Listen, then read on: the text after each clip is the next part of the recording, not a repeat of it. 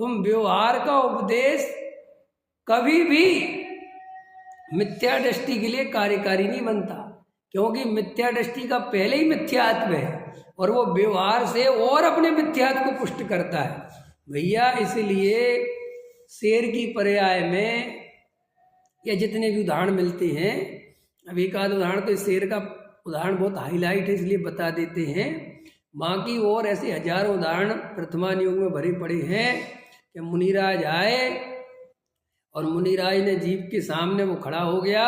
और सीधा त्रिकाली ध्रुव भगवान आत्मा की बात समझाई। ये नहीं समझाया कि तू पहले व्रत ले, पहले ये कर, पहले वो करना, तू पहले आत्मा को ग्रहण कर, वो बाद में देखेंगे, क्योंकि आत्मा को ग्रहण कराना ही प्रथम कर्तव्य है। ख्याल में है ना, नरक में जितने नारकी सम्यक दृष्टि होते हैं वहाँ जाति स्मरण होता है और मूल तत्व ज्ञान याद आता है कि अरे मैं तो आत्मा हूँ, जानने देखने वाला तत्व हूँ, मैंने ये गलती करी थी, अरे रे रे, और अपने स्वरूप में उतर जाते, वहाँ सम्मिशन होता है। कहीं कुछ नहीं है, ये तो व्यवहार में के कथन हैं और बहुत निचली भूमिका हो। एक दो तरह के व्यवहार के कथन है, एक तो वैराग्य बढ़ाने के लिए व्यवहार का उपदेश है, काय के लिए, सम्यक दृष्टि जैसे कोई जीव है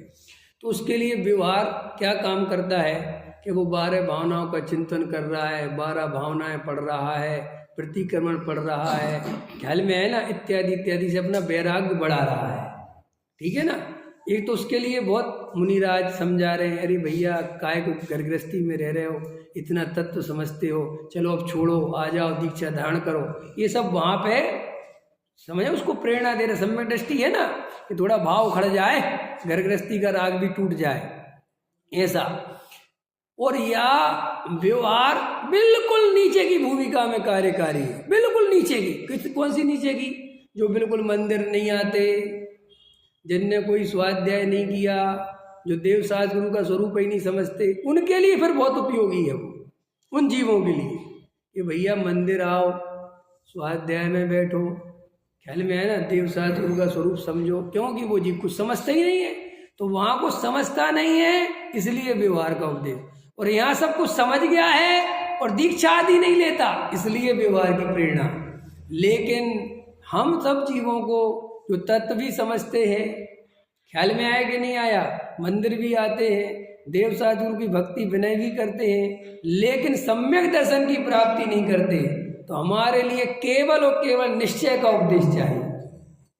ख्याल में आया ना, हमें नहीं चाहिए व्यवहार, क्योंकि जहाँ व्यवहार की जरूरत थी वहां से हम निकल गए, और अभी सम्मेलन हुआ नहीं तो अभी हमें मुनि बन के करेंगे क्या, इसलिए हमें वो उपदेश भी नहीं चाहिए। अब हमें कौन सा उपदेश चाहिए? जिससे सम्यक दर्शन की प्राप्ति हो, हमें वो उपदेश चाहिए, और सम्यक दर्शन की प्राप्ति निश्चय के उपदेश से होती है, इसीलिए हमें निश्चय का उपदेश करना चाहिए। अभी इतनी इससे ज्यादा क्लेरिफिकेशन क्या करूं, ख्याल में आएगी, क्लियरिटी होगी ना बिल्कुल। तो भैया कोई बात नहीं,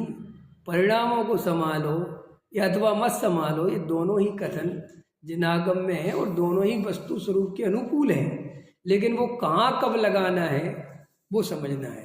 क्रमबद्ध पर्याय के बारे में मैं ये कहना चाहता था कि क्रमबद्ध पर्याय को इसलिए हाईलाइट किया कि अगर ये जीव कर्तृत्व नहीं छोड़ेगा तो शांति से नहीं बैठेगा, और शांति से नहीं बैठेगा तो तत्व विचार कैसे करेगा। इसलिए उनने कहा कि भाई तू दुकान भी चलाने वाला नहीं, मकान बनाने वाला नहीं, घर गृहस्थी चलाने, तो सब होने योग होगा जो होगा, ताकि तेरा वहाँ से कर्तृत्व टूटे और अपने स्वरूप में आ जाए, और कोई बात। और अंतोगत्व हम भी क्या करते हैं, अब जब हमारे ऊपर मुसीबतें आती हैं या कुछ अपन ज़्यादा परेशान, अब जैसे कोरोना का आ रहा है तो अपन थोड़े परेशान होने लगते, फिर अपन लास्ट में काय पे जाते हैं कि भैया अब जो होना होगा सो होगा।